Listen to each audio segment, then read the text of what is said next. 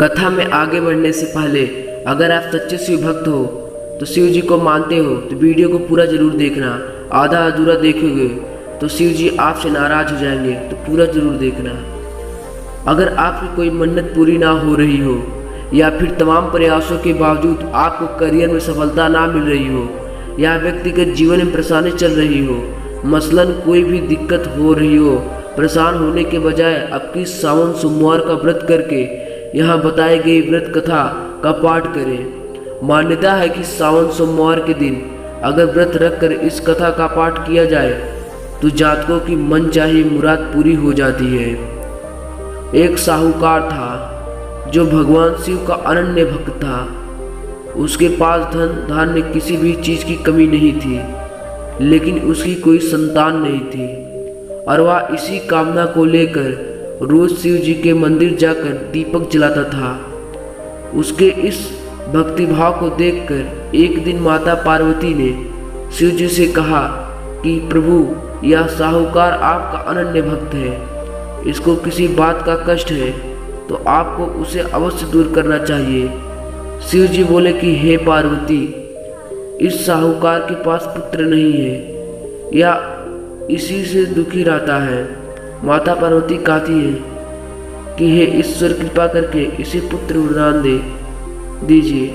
तब भोलेनाथ ने कहा कि हे पार्वती, साहूकार के भाग्य में पुत्र का योग नहीं है, ऐसे में अगर इसे पुत्र प्राप्ति का वरदान मिल भी गया तो वह विशेष केवल 12 वर्ष की आयु तक ही जीवित रहेगा। यह सुनने के बाद भी माता पार्वती ने कहा कि हे प्रभु, आपको इस साहूकार को पुत्र प्राप्ति का वरदान देना ही होगा, अन्यथा भक्त क्यों आपकी सेवा पूजा करेंगे। माता के बार बार कहने से भोलेनाथ ने साहूकार को पुत्र का वरदान दिया, लेकिन भी वो कहा कि वह केवल 12 वर्ष तक की आयु तक जीवित रहेगा। साहूकार यह सारी बातें सुन रहा था, इसलिए उसे ना तो खुशी हुई और ना ही दुख। वह पहले की ही तरह भोलेनाथ की पूजा अर्चना करता रहा। उधर सेठानी गर्भवती हुई और 9वें महीने उसे सुंदर से बालक की प्राप्ति हुई।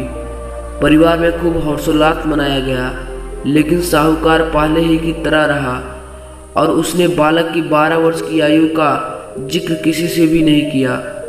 जब बालक 11 वर्ष की आयु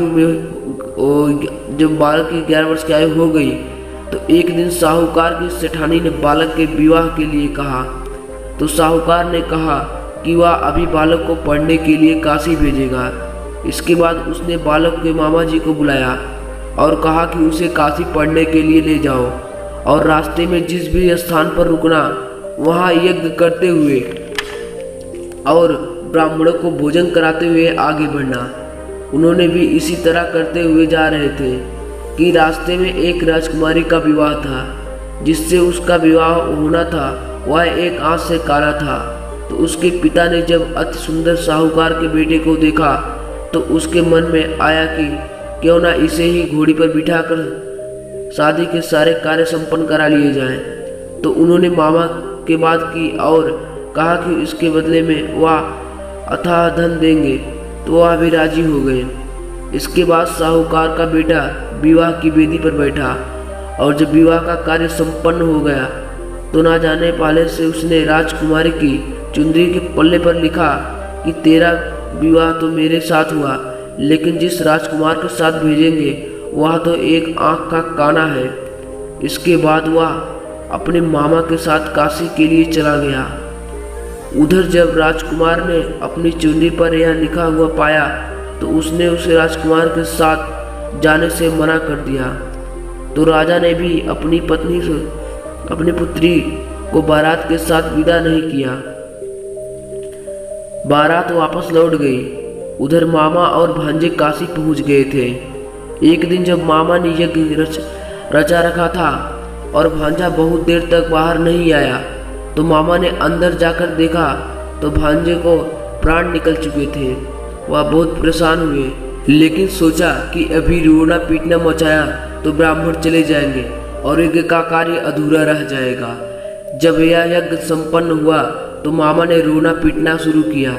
उसी समय शिव जी पार्वती उधर से जा रहे थे तो माता पार्वती ने शिव से पूछा, हे प्रभु, ये कौन रो रहा है? तभी उन्हें पता चलता है कि यह तो भोलेनाथ के आशीर्वाद से जन्मा साहूकार का पुत्र है। तब माता पार्वती कहती है कि हे स्वामी, इसे जीवित कर दें, अन्यथा रोते रोते इसके माता पिता के प्राण निकल जाएंगे। तब भोलेनाथ ने कहा, हे पार्वती, आयु इतनी ही थी, सो वह भोग चुका है। लेकिन माँ के बार बार आग्रह करने पर भोलेनाथ ने उसे जीवित कर दिया। लड़का ओम नमः शिवाय करते हुए जी उठा और मामा भांजे दोनों ने ईश्वर को धन्यवाद दिया और अपनी नगरी की ओर लौटे। रास्ते में वही नगर पड़ा और राजकुमारी ने उन्हें पहचान लिया। तब राजा राजकुमारी को साहूकार के बेटे के साथ बहुत सारे धन धान्य के साथ विदा किया। उधर साहूकार और उसकी पत्नी छत पर बैठे थे।